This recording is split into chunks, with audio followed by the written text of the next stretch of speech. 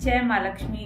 दोस्तों, आज मैं एक लक्ष्मी और अलक्ष्मी जी की एक ऐसी कथा बताने वाली हूँ जिसे कि बहुत से हिंदू नहीं जानते हैं और उसका मैं पूरा विस्तार रूप में कथा का वर्णन करूंगी।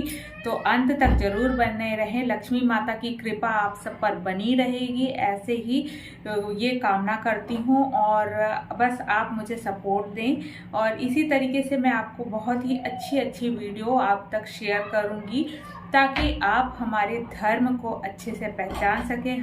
तो दोस्तों, चलिए कथा स्टार्ट करते हैं। एक बार की बात है, माता अलक्ष्मी जो कि लक्ष्मी जी की बड़ी बहन थी, वो किसी घर में प्रवेश की। उस घर में कथा चल रहा था, सत्यनारायण का कथा चल रहा था, हवन चल रहा था।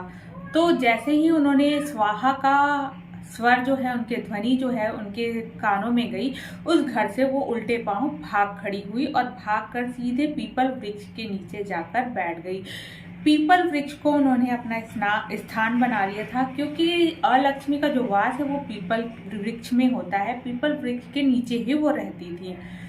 तो इस तरीके से उन्होंने अपना जो घर है वो पीपल वृक्ष को ही बना लिया था।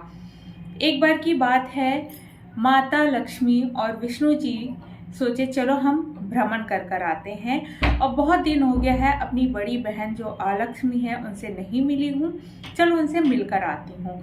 तो माता लक्ष्मी और विष्णु जी निकल पड़े अलक्ष्मी जी से मिलने के लिए।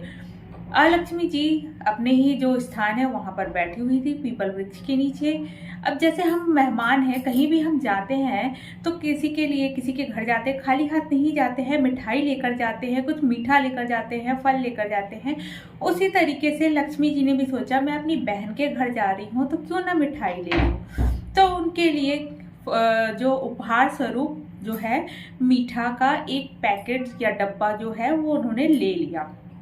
और फिर विष्णु जी और लक्ष्मी जी दोनों ही अलक्ष्मी जी के पास पहुंचे और उन्हें मिठाई का जो उपहार है वो प्रदान किया, उन्हें दिया, भेंट स्वरूप दिया। जैसे ही अलक्ष्मी जी देखी कि लक्ष्मी जी आई हैं, उन्हें उपहार दी है, उन्होंने खोलकर देखा कि क्या लाई है मेरी बहन। उन्होंने देखा कि उन्होंने मीठा गिफ्ट किया है, यानी उपहार में दिया है। वो बहुत क्रोधित हो गई और क्रोधवश उस मीठे के डब्बे को उठाकर फेंक दिया।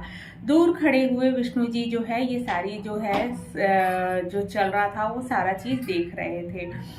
तभी जो है लक्ष्मी जी ने पूछा, क्यों बहन, आप तो अब यहाँ रहती हो, मैंने सोचा आपका विवाह भी हो गया है, विवाह के पश्चात आप शायद बदल गए होंगे, क्योंकि विवाह के बाद कई बदलाव आ जाते हैं। तो आप अब जो है आपका स्वाद भी चेंज हो गया होगा, इसलिए मैंने उपहार के लिए आपको मीठा प्रदान किया। पर अलक्ष्मी जो थी उन्हें कभी भी मीठा नहीं पसंद था, उन्हें खट्टा पसंद था, तीखा पसंद था, चटपटा पसंद था।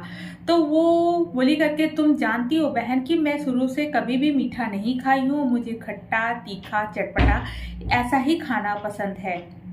तो सोचिए, देखिए लक्ष्मी जी जो होती हैं उनका पूजा जब भी होता है, उनकी पूजा में हमेशा हम आप देखिएगा खीर रखा जाता है, मीठा रखा जाता है, खीर बतासे रखे जाते हैं, गुड़ शक्कर जो भी है ये जो व्रत करते हैं लक्ष्मी जी की रखा जाता है। और अलक्ष्मी जी जो है उनके लिए नींबू मिर्च टंगाया जाता है, क्योंकि आप ये सोचते होंगे ना कि हम एक छोटी सी बात बता रही हूँ, लॉजिक की बात है, थोड़ा सुनेंगे कथा के बीच में। हम नींबू मिर्च लगाते हैं घर के बाहर, दुकान के बाहर, आप ये सोचते हो कि बुरी नजर से बचाने के लिए लगाया जाता है, तो ये गलत फहमी है। लोगों को 99% हिंदुओं को ये नहीं पता है कि नींबू मिर्च जो है वो अलक्ष्मी जी के लिए लगाया जाता है, क्योंकि देखिए लक्ष्मी जी को मीठा पसंद है और अलक्ष्मी जी को खट्टा और तीखा पसंद है। तो जब कहा जाता है कि डेली रोज प्रतिदिन नियम से लक्ष्मी और अलक्ष्मी पूरे जो विश्व में भ्रमण के लिए निकलती है। भ्रमण के लिए जब निकलती हैं तो अलक्ष्मी जो है उनके लिए नींबू मिर्च टंगा रहता है घर के बाहर, क्योंकि अलक्ष्मी का वास अगर घर में हो गया तो दरिद्रता आ जाएगी, गरीबी आ जाएगी। इस पूजा पाठ जहाँ नहीं होता दरिद्रता वहीं आती है, अलक्ष्मी समा जाएगी। तो लोग इस डर से नींबू और मिर्ची बाहर रख देते हैं। तो अलक्ष्मी बाहर से ही देखकर नींबू मिर्ची अपना जो भोजन है वो ग्रहण कर कर बाहर से ही चली जाती है। और जो लक्ष्मी जी है वो मीठा खाने के लिए घर के अंदर आती है और घर में ही बच जाती है। तो इसलिए ही नींबू मिर्ची बाहर टंगाया जाता है। तो चलिए कथा फिर से स्टार्ट करते हैं जहाँ से छोड़ा था मैंने। तो अब आपको पता चल गया नींबू मिर्ची का लॉजिक, तो चलिए आगे चलते हैं। फिर उसके बाद विष्णु जी ने देखा कि हाँ ये सारा जो है हो रहा है। लक्ष्मी जी ने बोला कि हम दोनों तुम्हारे घर पर आए हैं, तुम्हारे स्थान पर आए हैं, तो चलो तुम्हें कुछ वरदान दिया जाए। तो विष्णु जी ने कहा कि ठीक है, जो भी व्यक्ति शनिवार के दिन आकर इस पीपल वृक्ष के नीचे दीपक जलाएगा, प्रसाद चढ़ाएगा, वो हमेशा सोचिए उसके घर में लक्ष्मी और विष्णु का वास हो जाएगा। हमेशा हमेशा के लिए उनके घर लक्ष्मी माता आ जाएंगी। ये सुनी अलक्ष्मी जी, उन्होंने कहा कि आपने ये जो वरदान मांगा है ये भी अपने ही फायदे के लिए मांगा है, इसमें मेरा फायदा क्या? सभी भगवान का एक दिन है, एक दिन आप मेरे लिए भी निकालें।